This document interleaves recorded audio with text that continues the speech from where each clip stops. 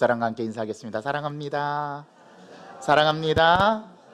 사랑합니다. 네. 여러분 한 주간 잘 지내셨습니까? 네, 잘 못 지내셨어도 이번 한 주간은 잘 지내시기를 바랍니다. 또 오늘 말씀을 통해서 하나님께서 우리에게 계시해 주시고 말씀해 주시고 또 우리의 신앙에 하나님께서 빛을 비춰 주셔서 우리가 한 발자국 내디디면 또 한 발자국 갈 수 있는 길을 보여주시는 그런 오늘 말씀이 되기를 간절히 소망합니다. 요즘에 한국 사회는 극심한 혼란기에 접어들었습니다. 한반도는 여러 나라에 의해 이해관계 속에서 일촉즉발의 위기 상황으로 북한은 계속 미사일을 쏘아대고 또 중국과 일본과 또 우리 대한민국과 또 미국까지 우리 이 한반도의 평화와 안녕을 위해서 계속해서 서로 이야기를 나누고 또 회담을 열기도 하지만 지금은 굉장히 위험한 상황 속에 우리가 불안한 마음을 가지고 살아가는 상황이 저와 여러분들이 처해진 현실입니다. 또 경제적으로는 어떻습니까? 그 어느 때보다도 힘든 시기를 보내고 있고 경제는 조금씩 나아진다고 전망하지만 아직까지 회복될 기미가 보이지 않는 이러한 현실 속에서 저와 여러분들이 계속 각자의 삶을 살아가고 있습니다. 여러분 교회는 어떻습니까? 교회 상황도 마찬가지죠. 밖으로는 동성애와 차별금지법과 또 인권조례와 같은 법조항에 대한 도전이 교회에서 계속 제기되고 있고 또 교회에 대한 사회적인 정서와 반감, 특별히 안티 기독교 세력들이 더 많이 증가하고 있는 사회적인 현상이 저와 여러분들이 처해 있는 현상입니다. 저는 이런 상황을 보면서 오늘 요한복음 1장 1절에서 13절 본문 말씀을 준비하면서 세 가지 단어를 떠올렸습니다. 첫 번째는 혼돈이고 두 번째는 공허고 세 번째는 흑암이라는 단어, 즉 창세기 1장 2절의 말씀이 저에게 떠올랐어요. 한국교회와 사회가 전체가 질서가 없어졌습니다. 어디가 경계인지 또 무엇이 우선순위인지 다 사라져버렸어요. 또 뒤죽박죽된 것이죠. 이것이 바로 혼돈입니다. 두 번째는 공허죠. 의미를 찾을 수가 없어요. 어디를 봐도 사람이 사랑하고 또 그런 모습이 우리 안에 사회적으로 사라져가고 있고 생기가 없어지고 있습니다. 묻지마 폭력과 묻지마 살인 이런 것들이 우리 삶에서 일상화되어 가고 있고 예전에 나타나지 않았던 현상들이 지금 우리가 삶을 살아가고 있는 그런 삶의 세계 속에서 벌어지고 있어요. 그래서 요즘에는 어두운 밤 골목길을 지나는 게 무척이나 두렵고 힘든 세상이 되었어요. 건장한 사람들도요, 이제는 내 안전을 누군가 보장해 줄 수 없는, 경찰들이 있어도 치안이 더 강화되거나 더 확장되는 모습은 있어도 그것이 우리의 안전을 보장해 주지 않는다는 거 여러분들 피부로 느끼고 있지 않습니까? 그래서 이 생명의 역사가 사라져버린 우리 대한민국을 보면서 마음이 많이 아프고 그러한 기대와 소망감이 점점 사라지는 것, 즉 우리의 마음이 공허해지고 있다는 거죠. 세 번째는 흑암입니다. 우리 모두가 다 어둡고 마음이 지쳐있고 힘들어합니다. 이런 모습들이 훨씬 더 많은 세상이 되어가고 있습니다.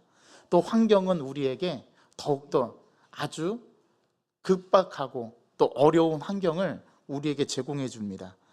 이것이 바로 우리가 말하는 흑암. 이 세상의 사회를 보면은 점점 밝은 빛이 드리워지는 게 아니라 점점 어두운 그림자가 우리 대한민국을 드덮고 있는 것이 아닌가. 또 우리는 이걸 영적으로 느껴요. 영적으로 어두운 그림자들의 영향력이 우리의 삶에서 전반적으로 영향을 미치고 있다는 생각이 듭니다. 사람들이 정신이 점점 더 나빠지는 것 같아요. 우리들의 삶의 모습이 이제는 윤리와 도덕도 무너지고 내가 다른 사람들에게 피해를 주는 것에 대해서 경각심을 갖지 못하고 그것이 이제 당연한 양 그렇게 우리는 받아들입니다. 단적인 예로 여러분들 뉴스를 보면서 좋지 않은 소식을 들어도 그런가 보다 하지 여러분의 피부로 느끼고 정말 이 세상을 걱정하고 한탄하면서 그렇게 삶을 그렇게 살아가는 사람들이 많지가 않아요. 그야말로 흑암, 어둠입니다. 세상의 인본주의자들은 이렇게 혼돈과 공허와 흑암이 가득 찬 세상이 도대체 무엇 때문에 이렇게 되었는가? 그들은 말하기를 생명을 존중하지 않는 인간의 잘못된 도덕성 때문이라고 인본주의자들은 말합니다. 제가 요즘에 베스트셀러인 책들을 서점에 가서 이렇게 쭉 한번 훑어봤는데 요즘에 사회의 이슈가 뭐냐 하면 왜 우리 인간이 이렇게 되어가고 있는가? 묻지마 살인, 묻지마 폭행, 이런 사회적인 문제들이 점점 줄어드는 게 아니고 늘어나고, 이거는 뭐 비단 대한민국의 문제만이 아니에요. 미국 같은 경우는 총기 사고, 이렇게 사람의 생명성과 존엄성이 완전히 짓밟혀지고 무너지는 이 세대 속에 살아가는데, 도대체 이 원인이 어디 있는가? 인본주의자들은 그것을 책으로서 자기네들의 소견을 적어내고 있는데, 그 공통점 중에 하나는 뭐냐면 우리가 인간의 생명의 존엄성을 너무 간과하고 있고 너무 소홀하게 대하고 있다는 겁니다. 그런데 저는 그들의 베스트셀러 책을 읽으면서 그런 생각이 들었습니다. 과연 그럴까? 우리가 인간의 존엄성, 인간의 생명의 가치를 너무 간과하고 소홀하게 대해서일까? 우리 생명은 중요하다는 것은 누구나 다 인지하고 있고, 또 생명의 소중함에 대해서는 우리나 다 알고 있어요. 그걸 경시하고 간과해서 정말 이 사회가 그런 것일까? 저는 그 말에 동의가 되지 않았어요.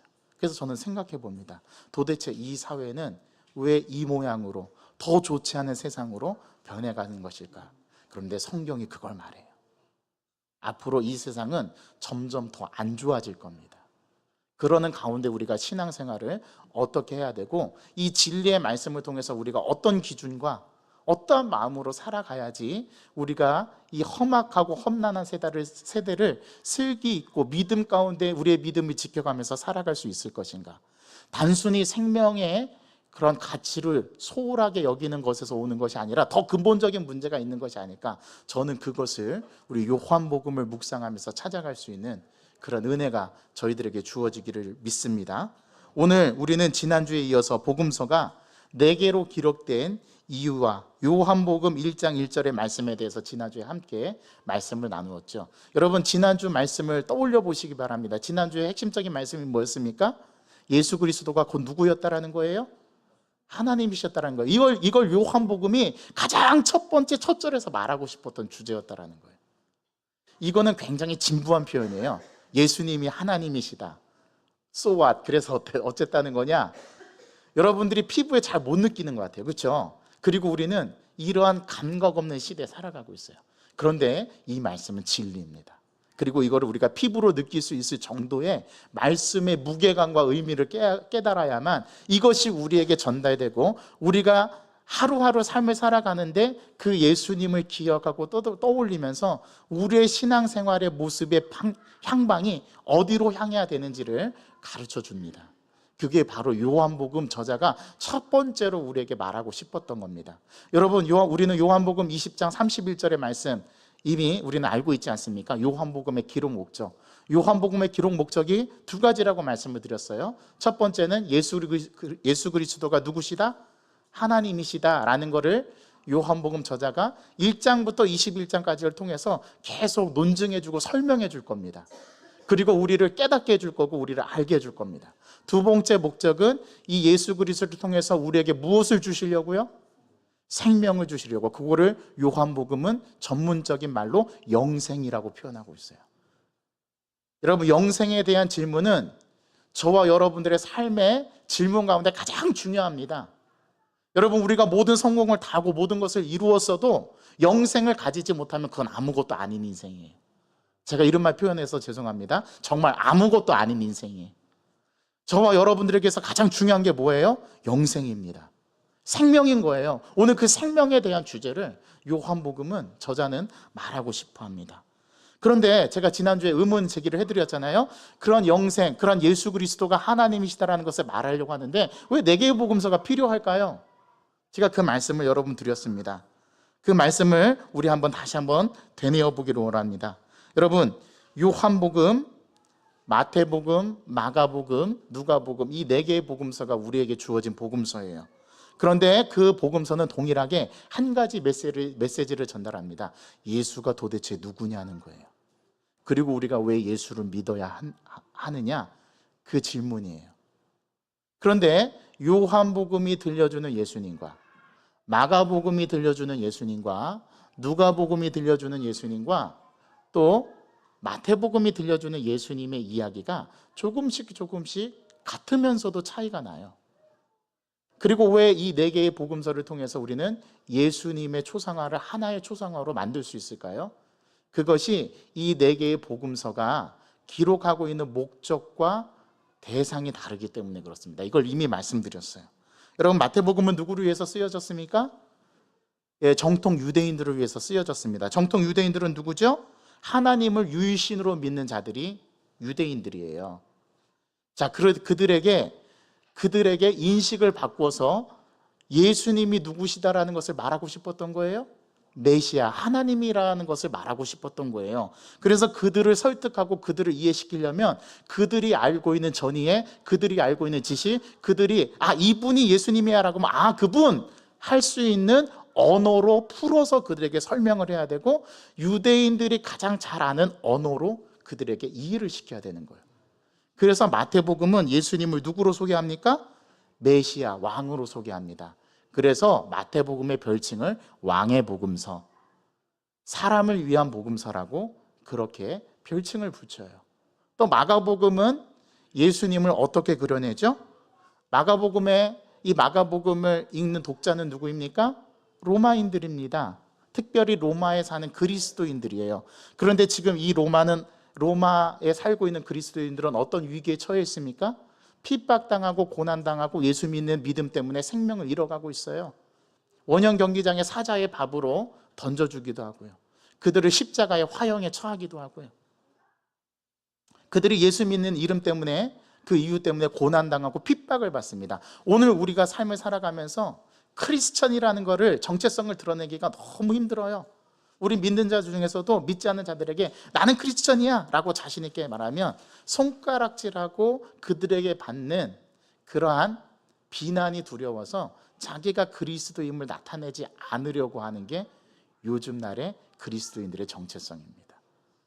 식당에 가서도 그래서 식사 기도를 안 한대요.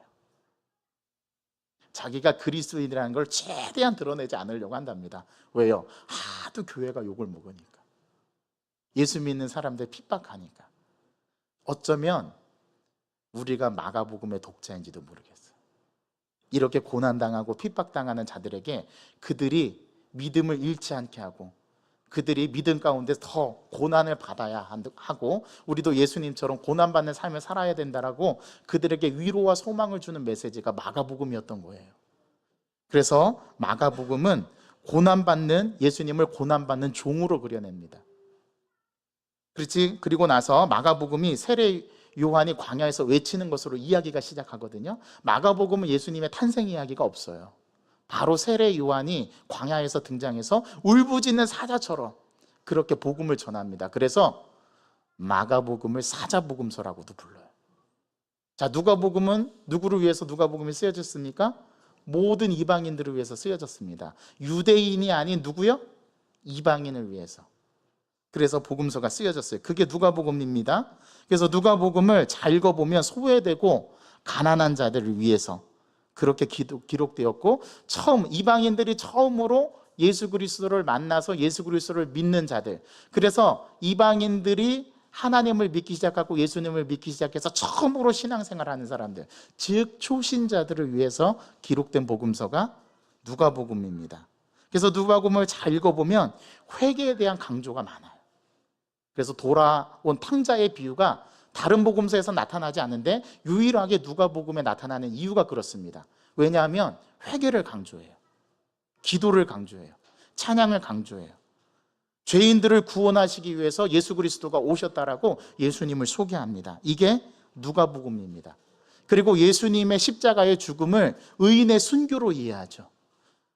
백부장이 다른 복음서에서는 그 십자가에서 죽어가는 예수님을 바라보면서 저는 진실로 하나님의 아들이었다라고 고백하는 게 다른 복음서인데, 누가복음은 십자가에 달려 죽으시는 예수님을 향해서 그는 정녕 뭐였다고요?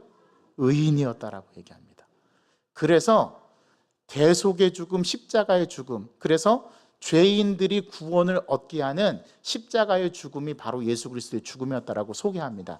그래서 누가복음을 구약에서 희생제물을 드리는 그런 대속의 과업을 이루는 것처럼 그러한 제물로 드려지는 예수님을 나타내서 이 누가복음을 황소복음서라고 부릅니다. 여러분 제사 드릴 때 하나님 앞에 제물을 드리는 게 주로 뭐였어요? 소였잖아요. 그래서 누가복음을 황소 복음이라 불러요. 자, 요한복음은 누구를 위해서 쓰여졌습니까? 지난주에 말씀드렸죠. 누굽니까? 모든 사람을 위해서. 유대인도 아니고 이방인도 아니고 로마에 사는 특정 그리스도인들도 아니고 모든 에브리원, 모든 사람을 위해서 쓰여진 복음서가 요한복음이에요. 그리고 요한복음은 다른 세 개의 복음서와 특별히 다른 점이 무엇입니까? 다른 복음서는 예수가 누구인지 예수의 전 생애를 전기적으로 설명하고 예수님이 어떤 일들을 행하셨는지를 드러낸다면 요한복음은 어떤 복음서냐면 예수가 무엇인지, 예수가 하신 사역과 일들은 어떤 의미를 지니는지, 그 영적인 의미가 무엇인지를 우리에게 가르쳐주는 복음서가 요한복음이에요. 그래서 요한복음을 무슨 복음서라고 말합니까? 독수리 복음서라고 합니다. 독수리는 가장 높은 곳에 올라가서 가장 낮은 땅에 있는 작은 미생물까지도 조망해서 볼 수 있는 눈을 갖고 있어요. 그래서 모든 의미를 꿰뚫어 볼 수 있는 눈을, 렌즈를 갖고 있어요. 그리고 독수리는 태양을 정면으로 봐도 눈이 멀지 않는다고 합니다. 그만큼 깊이가 있고 그만큼 멀리 보고 그만큼 깊이 볼 수 있는, 그래서 요한복음을 독수리 복음서라고 비유해요. 마태복음은 사람 복음서, 마가복음은 무슨 복음서요? 마가복음은 고난받는 종의 복음서, 그 다음에 누가복음은 황소복음서, 마가복음은 사자복음서예요. 사자복음서. 그 다음에 요한복음은 독수리복음서라는 별칭을 갖게 된 거예요. 이 네 개의 예수에 대한 이야기가 모두 누구를 가리켜서 증언하고 있어요? 하나님의 아들인 예수 그리스도. 그래서 예수님의 하신 말씀과 모습을 다각도로, 정면에서 보기도 하고 측면에서 보기도 하고 위에서 내려다 보기도 하고 아래서 올려다 보기도 하고, 그러한 다양한 예수님의 이야기를 통해서 예수가 무엇인지를 드러내 주려고 하는 복음서가 요한복음입니다. 우리는 지난 시간까지 그것을 함께 나누었습니다. 여러분 기억나시죠? 괜찮아요? 기억 안 나도. 자, 그렇다면 여러분들에게 묻습니다. 우리 가운데 믿음 생활하는데 현재 핍박과 고난 가운데 신앙생활에 어려움을 겪고 있는 분들이 있다면 우리는 어떤 복음서를 읽으라고 권해줘야 될까요? 마가복음입니다. 또한 우리 가운데 복음 제시를 받아서 처음 교회 나오고 처음 예수님을 믿는 사람에게 어떤 복음서를 읽으라고 권해줘야 될까요? 누가복음입니다. 그럼 잘 아시네요. 오랫동안 신앙생활도 했어요. 모태신앙이에요. 어렸을 때부터 부모님 때문에 교회에 나왔어요. 그러나 겉은 그리스도이지만 진정으로 왕이신 예수님을 아직 경험하지 못하고 율법주의에 갇혀 허덕이는 삶을 사는 그리스도인들에게는 어떤 복음서를 읽으라고 권해줘야 될까요? 예, 마태복음입니다. 자, 예수를 믿기는 수십 년 믿어왔는데 예수님이 누구신지, 예수님이 나에게 어떤 의미인지, 예수님 나에게 무슨 의미가 되는지 아직 구원과 생명에 대해서 잘 모르는 그리스도인들에게 믿음을 더욱 고취시켜주고 예수님이 무엇인지를 알게 해주려면 어떤 복음서를 읽으라고 권해야 될까요? 요한복음입니다. 그래서 제가 요한복음을 선택한 거예요. 영광교회에서 첫 번째 강해를 하는 그 책을 요한복음으로 삼은 이유는 무엇입니까? 바로 이러한 이유가 있습니다. 여러분들은 오랫동안 신앙생활을 했어요. 믿음도 성장했어요. 예수 그리스도를 믿고 구원받았다는 사실에는 변함이 없어요. 하지만 어느 순간인 것부터 우리의 믿음이 정체되고 여기서 더 진보된 믿음으로 나아가기 어렵고 신앙의 의미를 찾을 수 없고 그래서 방황하는 우리의 삶의 문제, 우리의 신앙의 문제를 여러분들에게 한 번 더 그 신앙의 의미에 대해서 자극을 주고 더 우리의 믿음이 성장해가고 더 예수 그리스도의 장성한 분량에까지 이르게 하기 위해서 이제 요한복음 강해를 시작한 겁니다. 오늘 요한복음 지난주에 이어서 1장 1절부터 오늘 13절 말씀까지를 함께 보면서 오늘 그러한 여러분들의 영적인 신앙과 여러분들의 삶에서 예수님은 과연 나에게 무슨 의미가 되는지를 오늘 이 말씀을 통해서 깨닫게 되는 저와 여러분들의 신앙이 되기를 간절히 소망합니다. 여러분 요한복음은요 1장에 보면 보다라는 동사가 굉장히 많이 나와요. 예수님을 보고 이 보다라는 말이 굉장히 중요하게 나타나는데 이 이유가 있어요. 여러분들은 믿음을 어떻게 형성합니까? 보는 것에서 시작을 해요. 그렇죠? 예. 무엇을 봐요? 말씀을 보죠. 또 무엇을 봅니까? 예배를 드리는 모습을 봅니다. 또 무엇을 봅니까? 내 믿음의 동료들이 어떻게 신앙생활 하는지의 모습을 봅니다. 또 그리스도인들이 어떻게 그리스도인들의 정체성을 드러내는지를 여러분들은 무엇으로 확인해요? 눈으로 확인해요. 그래서 믿음은 1차적으로 어떻게 생기냐면 보는 것을 통해서 믿음이 생겨요. 왜 믿음이 생기냐면 보는 것을 통해서 왜 믿음이 생기냐면 보는 것을 통해서 무엇이 일어납니까? 우리 머릿속에 알미 일어납니다. 여러분 말씀을 읽으면서 깨닫잖아요. 그 깨달음을 통해서 알을 통해서 우리가 뭐를 알게 돼요? 하나님이 누구신지를 알게 돼요. 예수님이 누구신지를 깨닫게 돼요. 그래서 보는 것은 곧 알므로 다가옵니다.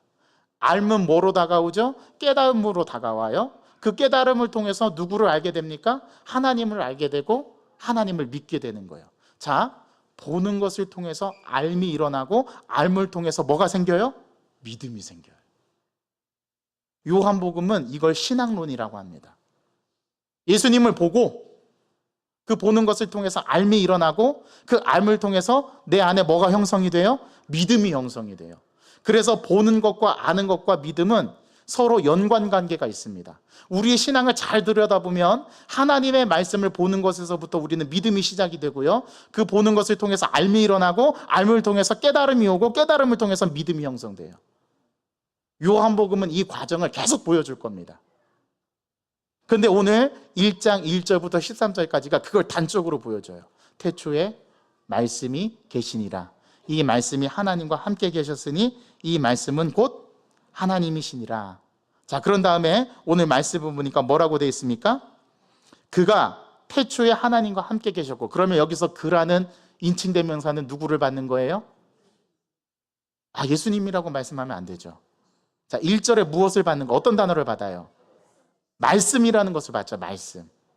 자, 그가 태초에 누구와 함께 계셨다고요? 예, 하나님과 함께 계셨대요. 그러면 여기서 그가 말하는 인칭대명사는 말씀이죠. 자, 그런데 지난주에 말씀을 드렸습니다. 이 말씀이 헬라어 단어로 뭐라고 번역되어 있어요? 로고스. 자, 왜 로고스로 번역되었다고 얘기했죠? 그 당시에 모든 사람들이 알고 있었던 가장 핵심적인 단어, 그게 뭐였어요? 그리스 문화권에서 로고스였어요. 헬라 철학에서 로고스였어요. 로고스는 어떤 의미라고요? 우주 이성, 우주 법칙, 우리들의 삶의 근간을 이루는 원리, 그런 뜻이 바로 로고스입니다. 이 로고스에서 영어 단어 어떤 단어가 나왔냐면 로직이라는 단어가 나왔어요. 로직이라는 뜻을 번역하면 법칙, 논리, 그런 뜻입니다. 그렇다면 예수님께서 뭐가 되는 거예요? 우주 이성, 삶의 기본적인 원리, 모든 만물이 생겨나게 된 근원, 그게 그 당시 사람들이 알고 있었던 개념, 그게 뭐였어요? 로고스. 로고스. 그 로고스라는 단어로 요한복음 번역해서 예수님이 누구신지를 보여줍니다. 그래서 요한복음을 읽는 그 당시의 모든 사람들은 이분이 신이구나 라는 것을 이 말씀이라는 단어를 통해서 알았던 거예요. 저와 여러분들은 하나님, 여호와, 그런 뜻을 통해서, 그런 단어를 통해서 우리는 하나님이라고 알게 되지만 그 당시의 사람들은 하나님이라는 단어보다는 어떤 단어를 딱 말해주면 알았다라고요? 로고스. 자, 그러면 이 로고스가 누구를 지시하는 거라는 걸 알 수 있겠죠. 누굽니까? 예수 그리스도입니다. 그러면 바꿔서 읽어보겠습니다. 자, 말씀을 예수 그리스도로 바꾸어서 우리 1절 말씀을 함께 넣어서 읽어봅니다. 시작. 태초에 예수 그리스도가 계시니라. 이 예수 그리스도가 하나님과 함께 계셨으니 이 예수 그리스도는 곧 하나님이시니라. 여러분, 말씀이 이제 확 풀어지죠. 요한복음이 예수의 이야기를 통해서 가장 들려주고 싶었던 첫 번째 얘기가 뭐라고요? 예수님이 하나님이시야, 로고스야 라고 말하고 싶었던 겁니다. 여러분들이 가장 기쁜 소식을 만났을 때 기쁜 소식을 막 다른 사람에게 말하고 싶어지죠. 자, 그러면은 여러분들이 그 기쁜 소식을 말하려고 할 때, 자, 그 기쁜 소식이 제가 병에서 자유하게 됐습니다. 제가 나았습니다라는 것을, 이 기쁜 소식을 알리려고 했을 때 여러분들이 그 소식을 누군가에게서 알린다고 생각합시다. 상상해 봅시다. 자, 그런데 가서 여러분들이 제일 먼저 어떤 말씀 하시겠습니까? 있잖아, 내가 눈이 다시 보게 됐어. 고침받았어. 얼마나 기쁜지 몰라. 이거를 가장 말하고 싶었겠죠. 그런데 가서 있잖아, 우리 가족은 몇 명이고 내가 이렇게 삶을 살다가 내가 이런 어려움을 만났고 이렇게 했는데, 여러분 이렇게 말하진 않겠죠. 내가 가장 하고 싶은 말, 내가 가장 소식을 전하고 싶은 말, 기쁜 이야기를 하고 싶은 말은 바로 그 말을 해야 됩니다. 그런데 요한복음 저자가 이것을 가장 먼저 말하고 싶었어요. 이 예수님이 누구다라는 거예요? 하나님이셨다라는 거예요. 그러면서 이렇게 말합니다. 2절, 예수 그리스도께서 태초에 하나님과 함께 계셨고 만물이 예수님으로 말미암아 지은 바 되었으니 지은 것이 하나도 예수님 없이는 된 것이 없느니라. 그런데 여러분 좀 이상하죠? 그러면 요한복음 저자에 의하면 예수님은 언제부터 존재하셨던 거예요? 태초부터. 그 태초가 언제인지 몰라요. 우리는 그 태초를 영원이라고 바꾸어서 번역합시다. 자, 영원 전부터 누가 계셨대요? 예수님이 계셨대요. 누구와 함께 계셨대요? 하나님과 함께 계셨대네요. 여기서 삼위일체 개념이 나오는 거예요. 성부, 성자, 성령. 성부 하나님, 성자 예수님, 성령 하나님. 이분이 각각 따로 독립된 존재로 함께 거하셔서 하나가 되신 분. 그게 우리가 믿는 하나님이십니다. 언제부터 계셨냐면 예수님이 하나님과 영원 전부터 함께 계셨대요. 다른 복음서는 이렇게 말하지 않아요. 예수님의 기원을 영원 전부터 언제인지 모르는 것에 선지하고 계시는, 이미 존재하고 계시는 예수님을 말씀하고 있어요. 그래서 요한복음이 좀 영적인 복음서예요. 어려워요. 그런 점에서. 그런데 어렵다고 우리가 치부할 게 아니라 이해하려고 하면 얼마든지 이해할 수 있습니다. 예수님이 선제, 하나님과 함께 영원 전부터 계신 분이시랍니다. 그분이 어디의 사역에 함께 활동하셨어요? 하나님의 창조 사역에. 그래서 우리가 창조주 하나님은 많이 얘기하는데 창조주 예수님은 얘기 안 해요. 이게 잘못된 신앙입니다. 여러분들이 이게 잘못 배운 거예요. 여러분, 예수님은 창조주이십니다. 이렇게 선언하면 여러분 이상하게 들리시나요? 아니죠. 괜찮죠? 여러분들이 이러한 표현에 익숙하지 않아요. 우리가 창조주 하나님은 말씀을 하는데 창조주 예수님은 말하지 않습니다. 요한복음에 의하면 온 우주 만물을 창조하신 분이 누구시래요? 예수님이시래요. 예수님께서 공허한 곳에 질서를 부여하시고 혼돈 가운데 질서를 잡으시고 어둠을 몰아내셔서 빛이 있으라 하시니 빛이 있었고 하나님 보시기에 좋았더라. 이 말씀을 바꾸면 빛이 있으라 하심에 빛이 있었고 어둠이 물러가고 예수님 보시기에 어떻게 됐다고요? 좋았더라. 이렇게 말씀할 수 있는 거예요. 제가 그래서 서두에 세 가지 단어가 생각났다고 말씀드리지 않았습니까? 혼돈과 공허와 흑암. 제가 그 단어 세 개를 떠올렸다고 했는데 저는 요한복음 1장 1절부터 13절 말씀을 이번 한 주간 동안 묵상하고 준비하면서 저는 제 마음속에 예수님께서 빛을 비춰주시고 제 흐트러진 삶의 자리에 질서를 부여하셔서 그 질서를 잡아가게 하시고 또 혼돈스러운 삶 가운데 하나님께서 나에게 찾아오셔서 무엇이 더 중요한 것인지를 가르쳐 주시는 그런 한 주간의 삶을 경험했어요. 이분이 바로 우리가 믿는 예수님이라는 게 얼마나 다행인지 모릅니다. 여러분도 그 예수님을 믿는 겁니다. 우리가 믿는 하나님은 이 정도에서부터 시작을 하는 거예요. 다른 세상의 신들과 전혀 다른 분. 하나님께서 친히 인간의 몸을 입고 오신 예수님. 여러분, 이 말씀을 1장 14절 말씀 우리가 다음 주에 살펴볼 건데요. 1장 14절 말씀을 읽어보겠습니다. 시작. 말씀이 육신이 되어 우리 가운데 거하심에 우리가 그의 영광을 보니 아버지의 독생자의 영광이요 은혜와 진리가 충만하더라. 그 말씀이 뭐가 됐대요? 육신이 됐대요. 이거를 우리 기독교에서 좀 어려운 말로 성육신이라고 합니다. 여러분, 하나님은 인간이 되실 수 없는 분이셨어요. 본래는 우리 인간의 한계를 지는 물질적인 요소로 되어 있는 우리 인간의 몸을 입고 오실 수 없는 분이셨어요. 그런데 그분이 그걸 선택하셨어요. 왜요? 저와 여러분 때문에. 저와 여러분들에게 어떻게 하려고? 생명을 주시려고. 그래서 오늘 그 다음 절에 뭐라고 얘기합니까? 그 안에 뭐가 있었대요? 4절에 보니까 생명이 있었대요. 자, 누구 안에 생명이 있었답니까? 말씀 안에. 그 말씀은 누구라고 말씀드렸죠? 예수 그리스도. 그러니까 예수 그리스도 안에 뭐가 있었대요? 생명이 있었으니 이 생명은 사람들의 뭐였습니까? 빛이셨습니다. 그래서 요한복음은 예수님에 대해서 누구라고 말하지 않고 따라해 봅시다. 무엇? 예수님을 무엇이라고 말합니다. 무엇이라고 말합니까? 나는 세상의 빛이다. 나는 생명의 떡이다. 나는 양의 문이다. 나는 선한 목자다. 나는 부활이요 생명이다. 나는 길이요 진리요 생명이다. 나는 생명의 참 포도나무다. 예수님이 누구라고 정의하지 않고 요한복음은 예수님이 무엇이다라고 정의를 해요. 그게 깊이가 있죠. 예수님은 우리에게 생명의 떡이랍니다. 그래서 예수님이 베들레헴에서 태어나신 거예요. 베들레헴의 뜻이 뭐라고요? 떡집이라는 뜻입니다. 왜요?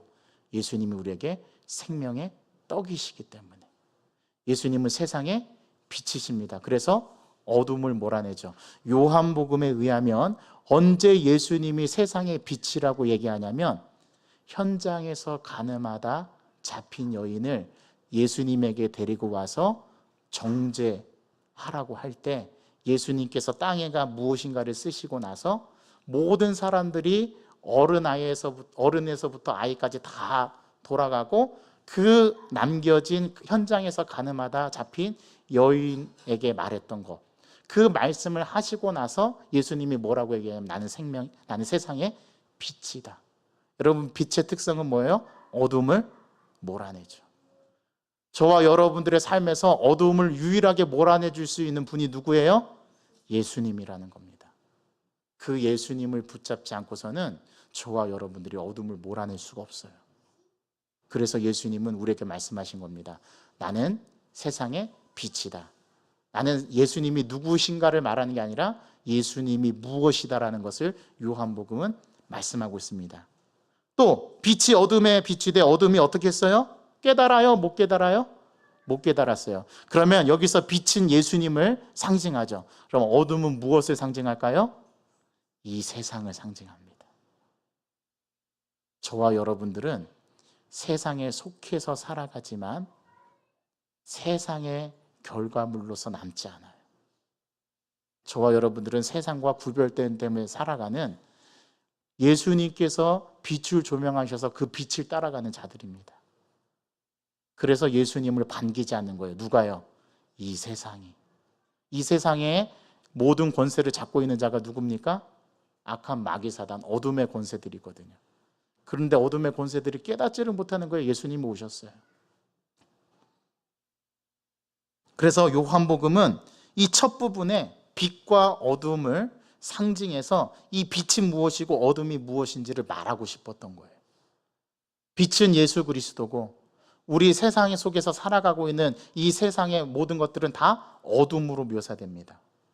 그 가운데 우리가 어떤 것을 보고 가야 할지 삶의 방향을 알려주는 것, 그것이 오늘 우리가 봉독한 본문의 말씀인 거예요. 자, 그러면서 하나님으로부터 보내심을 받은 한 사람이 있다고 설명하는데 그게 누구냐면 세례 요한이랍니다. 자, 그런데 오늘 요한복음에서는 이 세례 요한이 누가 아니래요? 메시아 예수님이 아니래요. 그럼 요한은 뭐 하는 사람입니까? 예수님을 드러내주는, 예수님을 돋보이게 해주는 사람이래요. 그래서 이 네 개의 복음서 첫 부분 읽어보면 다 누가 등장하냐면 세례 요한이 등장해요. 근데 세례 요한은 자기는 예수님이 아니라고, 자기는 메시아가 아니라고 얘기합니다. 그러면 이 예수님에 대해서 세례 요한은 뭐 하는 사람이에요? 증언해 주는 사람입니다. 누구라고요? 이분이 하나님이시다, 이분이 예수님이시다, 각 사람에게 비추어 주는 생명의 빛이다, 세상의 빛이다라고 세례 요한이 증언했다라는 겁니다. 또 10절에 2절에서 2절 3절의 말씀이 10절에 또 반복이 되는데, 예수 그리스도가 세상에 계셨으며 그 세상은 그로 말미암아 어떻게 되었다고요? 다시 지은 바 되었다. 창조주 하나님을 다시 한번 설명하죠. 왜 이렇게 두 번에 거쳐서 설명할까요? 처음에 창조주 예수님에 대해서 얘기하고, 그 다음에 빛과 어둠에 대해서 얘기하고, 그분이 우리에게 생명을 주시는 분으로 설명하고, 다시 우리에게 창조주 예수님으로 설명합니다. 그렇다면 이 두 번에 걸쳐서 강조하는 강조점이 뭘까요? 오늘 삶을 살아가고 있는 저와 여러분들을 다시금 재창조하시는 분이 누구시라는 걸 설명하고 싶었던 거예요? 예수님이라는 걸 설명하고 싶었던 거예요. 여러분들과 저는 계속해서 빚어지고 만들어져 가는 존재입니다. 그게 예수를 따르는 자들, 그게 예수님을 믿고 가는 자들의 삶이었던 거예요. 그런데 그가 세상에 오셨고 세상에 빛을 드러내셨고 세상에 메시아가 왔는데, 세상은 그를 알아봅니까? 못 알아봅니까? 못 알아봅니다. 그래서 어떻게 했어요? 예수 그리스도를 십자가에 못 박지 않았습니까? 그런데 오늘 놀라운 말씀을 12절 13절에서 우리에게 전해줍니다. 자, 11절부터 한번 읽어보겠습니다. 시작. 자기 땅에 오매 자기 백성이 영접하지 아니하였으나 영접하는 자 곧 그 이름을 믿는 자들에게는 하나님의 자녀가 되는 권세를 주셨으니 이는 혈통으로나 육정으로나 사람의 뜻으로 나지 아니하고 오직 하나님께로부터 난 자들이니라. 오늘 중요한 말씀, 결론의 말씀이 오늘 우리에게 전달되네요. 영접하는 자. 영접한다라는 말이 무슨 말입니까? 그가 이 세상에 오셨음을 맞이하는 자, 받아들이는 자, 그 자들에게는 뭐가 주어진대요? 하나님의 자녀가 되는, 뭐가 주어져요? 권세, 권능이 주어진답니다. 여러분, 기독교는 여기서부터 시작하는 게 기독교입니다.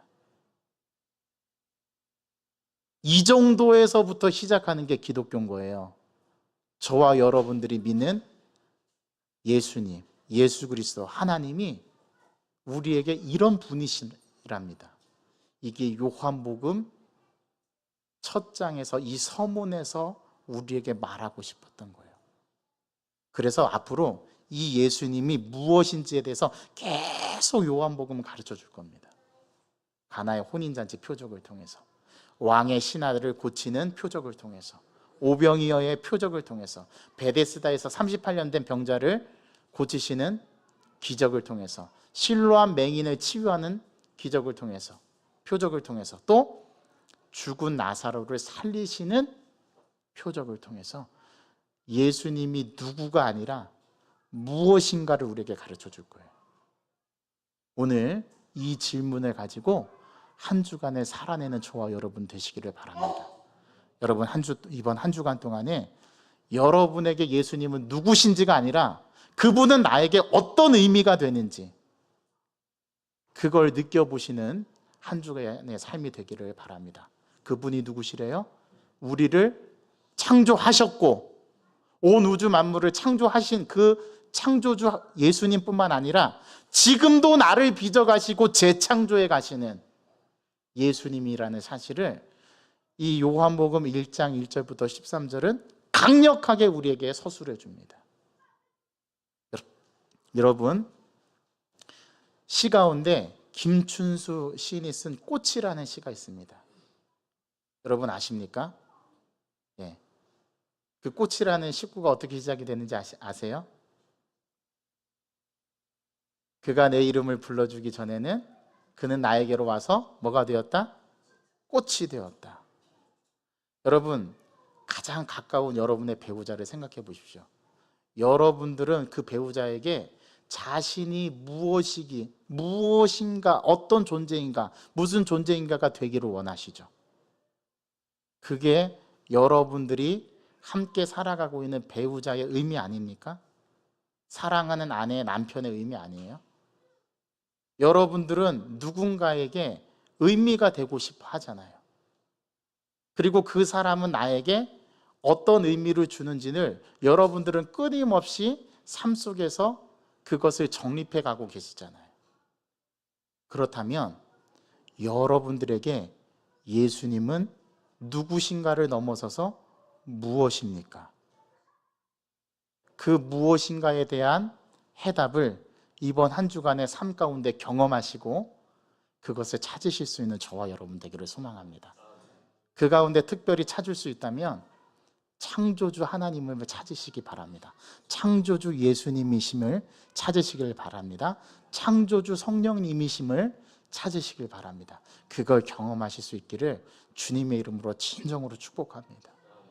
그거를 여러분들이 깨달으셔야만 우리가 삶을 살아가는 게 혼돈스럽지 않고 공허하지 않고 또 흑암이지 않을 수 있다는 거. 저는 오늘 이 말씀을 빗대어서 자신 있게 말씀드릴 수 있어요. 그런 인생 살아가시는 저와 여러분들 되시기를 간절히 소망합니다. 이번 주에 두 분의 수술이 예정되어 있습니다.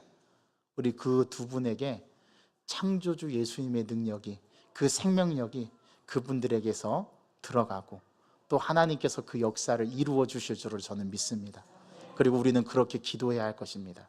그리고 우리 삶 가운데 그러한 창조주 예수님의 능력을 경험하는 이번 한 주간의 삶이 되시기를, 믿음 가운데 승리하는 저와 여러분 되시기를 주님의 이름으로 간절히 축복합니다. 하나님, 예수님께서 왜 이 땅에 오셨습니까? 요한복음 20장 31절은 창세기 1장 1절과 연결지어서 그분이 하나님이시라고 우리에게 말씀하고 있고, 그 하나님을 믿는 믿음, 예수 그리스도를 믿는 믿음을 통해서 우리가 생명을 얻고 영생을 얻는다는 사실을 요한복음 이 책은 우리에게 말씀하고 가르쳐 줍니다. 예수님이 누구신지를 넘어서서 예수님이 우리에게 어떠한 무엇의 의미를 주는지, 무엇에 해당하는 의미를 주는지를 오늘 요한복음 저자는 말하고 싶었다라는 사실, 이것을 1장 1절부터 13절까지 우리는 말씀을 읽으면서 이 말씀을 받아봅니다. 예수님은 창조주 예수님이셨고 그가 하나님과 함께 계셨고 선제부터 존재하셨으며 영원 전부터 함께 계셨고 그 예수님께서 창조 사역에 함께 활동하셨으며 함께 참여하셨으며 지금도 그 창조 사역에 참여하고 계시고, 그는 빛이시면서 어둠을 몰아내시고 우리에게 그 안에 있던 생명을 함께 누릴 수 있도록 저희들에게 생명을 주신 분이시라는 것, 이것이 요한복음 저자가 가장 우리에게 들려주고 싶었던 핵심적인 복음의 메시지라는 사실을 우리가 오늘 이 말씀을 통해서 깨닫습니다. 하나님, 간절히 바라기는 이 말씀이 나에게 아무런 의미가 없는 말씀이 되지 않도록 도와주옵소서. 이번 한 주간의 삶 속에서 창조주 예수님을 경험하게 도와주시옵시고, 내가 삶 속에서, 가정에서, 직장에서 내가 발을 디딛고 있는 어느 곳에서든지 창조주 예수님이 경험되어지는 이 경험이 이번 한 주간의 삶 가운데 펼쳐지게 도와주시옵시고, 그래서 다음 주 주일날 하나님 앞에 예배 드릴 때는 그 창조주 예수님을 경배하고 그 창조주 예수님을 경험했노라고 우리가 기도로 고백할 수 있는 믿음들이 이번 한 주간의 삶에서 풍성히 경험되어지게 도와주옵소서. 그래서 우리가 예수 그리스도를 굳건히 믿고 우리의 믿음이 더 주님 앞에 장성한 분량까지 성장해가며 여기서 우리가 멈추지 않고 하나님이 무엇인지를 우리도 증언하고 드러내는 그러한 증인으로서의 삶을 살아가는 저희들의 삶 되게 도와주옵소서. 예수 그리스도의 이름으로 감사하며 기도하옵나이다. 아멘. 우리 다 같이 그런 마음으로 함께 일어나서 우리의 결단의 찬양, 그가 오신 이유, 우리 이 찬양 부르시고 나서 우리 윤종윤